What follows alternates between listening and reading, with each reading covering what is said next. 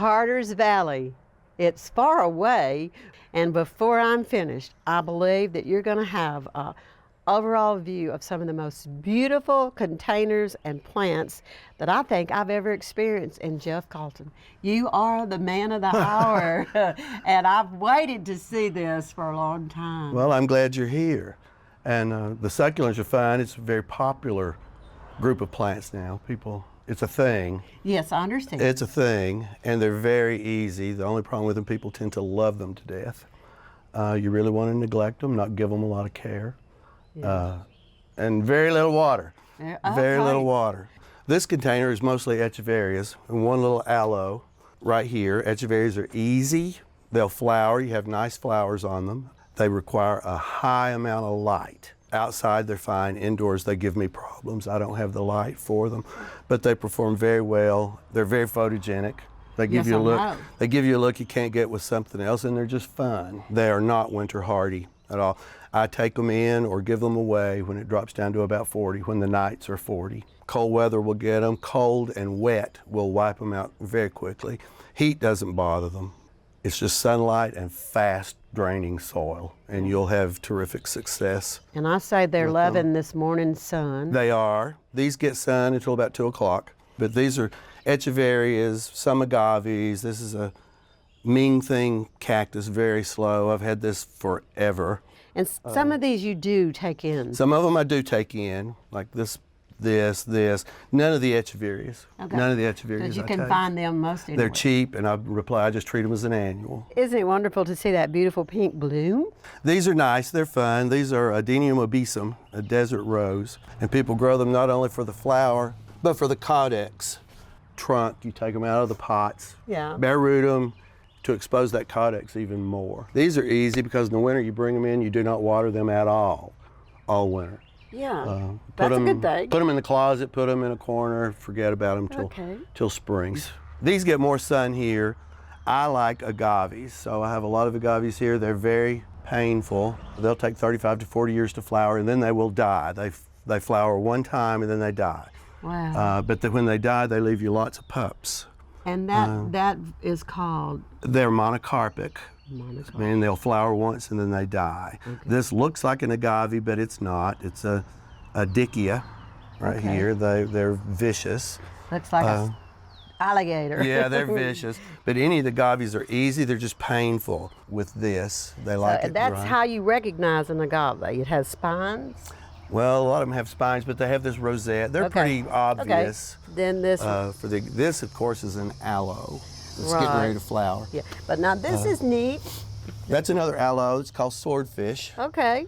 Well, I know that you have used them so beautifully with your landscape, and I know you have some more there. And let's go to where those are sited. Okay.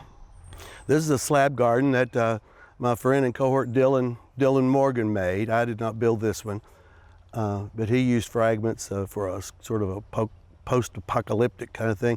But he used various sedums and sempervivums in there, and pieces of just an industrial kind of look. And even the stone pebbles that he's put that little lavender color with, and then this beautiful piece of slate or what that is. But yes, what do you do with an old common rock? This stuff right here, if you grow succulents, this is chicken grit. So that's a very helpful thing for succulents, is chicken grit. Yeah, and I bought some of that for use in my garden, but not for my succulent. And that looks like a piece of an old block with concrete in it. It is. Oh my goodness.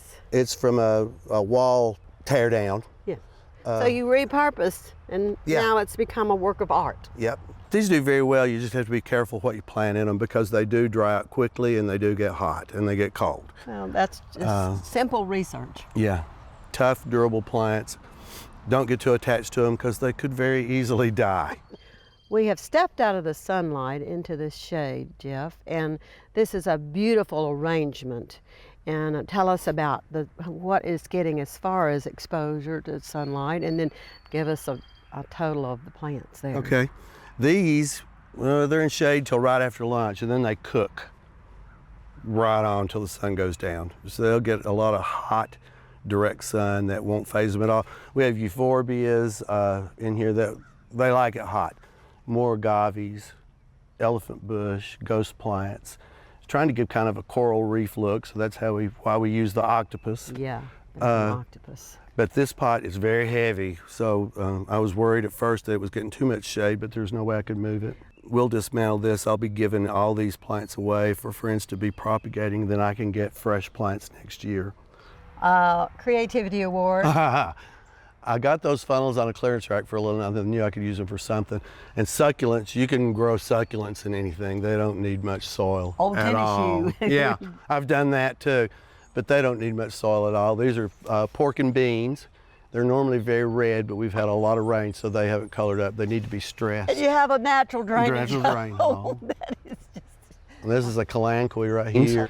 All right, now this has its own beauty also. What's in this one? Those are punches, beaver tails. Yeah. Topsy-turvy, and this is a Euphorbia trigona rubra. It'll turn more red when it gets stressed and dries out. And more chicken grit. More chicken grit. And this is a good tip for people. They'll fill up their pots like to here with packing peanuts. I don't like to do that. Blow away. All you got to do is get some old nursery pots to use as inserts. That'll just lift right out of there. And then that's protected. And that's empty down there. You don't need that much soil. Yeah. I like big pots, but I don't like to fill in them. Okay. No. Well, I know that I can't see all these, but there might be one more or two we'll catch up with.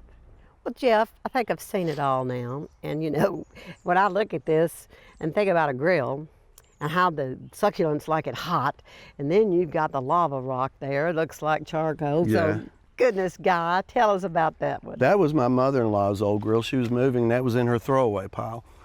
I don't ever throw anything away. I pick it up along the side of the road. I have no pride. And somebody asked where I found that mid-century planter. Well, I found it in the trash pile. It's a grill. You can grow succulents in anything. They don't require very much soil at all. Is it rusted, or did you drill a hole? Well, it has a hole in the middle of it already. I didn't have to drill anything. I painted it. I spray painted it. But don't ever throw anything away. And a grill by the patio's kind of required. It is. That's one way to get a few more plants in. What are those? Are old cultivator discs, and I was at somebody's house and they had them in a pile to throw away. So I threw them in my truck and brought them home. I see some repeated plants in these, but what's not repeated is this little guy over here and these funnels that you'd pour oil through. Yeah.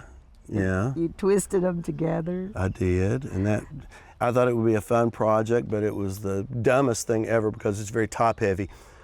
So I had to glue it to a saucer to keep it upright. But the plants seem to like it. That's the biggest That's a neon breakers echeveria right there. That's the biggest that I've ever had one get. So they like, but there's not very much soil in there. So that just goes to show you can grow succulents anywhere. Stick them in a crack in a rock, anywhere they'll grow. Well, I'm going to insert, you can. Okay. Well, you know what, Jeff? When you run out of containers, don't worry. Come out in one of these isolated spots and do something else. What have you done here? Well, we're bringing rocks from everywhere. These all came from a job site.